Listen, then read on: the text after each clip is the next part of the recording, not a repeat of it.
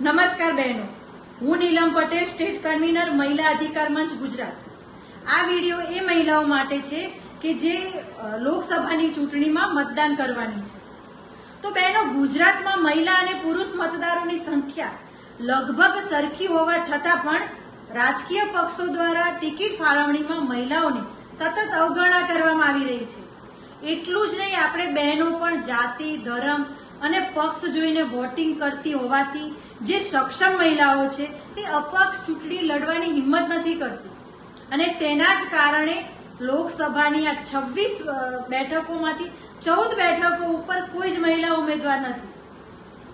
એમાં અમદાવાદ પૂર્વ, અમદાવાદ પશ્ચિમ, સુરત અને બરોડાની બેઠકો પણ આવી જાય છે.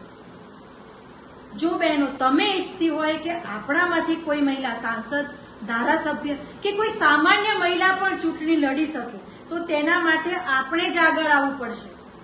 કોઈ જાતિ, ધર્મ કે પક્ષના આધારે કોઈ પુરુષ ઉમેદવારને વોટ આપવાના બદલે માત્ર ને માત્ર મહિલા ઉમેદવારને વોટ આપવાનો રાખો. જો કોઈ બેઠક ઉપર મહિલા ઉમેદવાર નથી તો ત્યાં તમે નોટાનું બટન દબાવીને પુરુષ ઉમેદવાર સામે તમારો વિરોધ બતાવો. બહેનો, આઝાદી તો આપણને 75 વર્ષ પહેલા મળી ગઈ છે, પણ મહિલાઓની આઝાદીની શરૂઆત હવે થઈ રહી છે. તો એટલા માટે હું ગુજરાતની તમામ બહેનોને, તમામ મહિલાઓને સહકાર આપવા માટે અપીલ કરી રહી છું. જય હિન્દ, જય સંવિધાન, નારી શક્તિ જિંદાબાદ.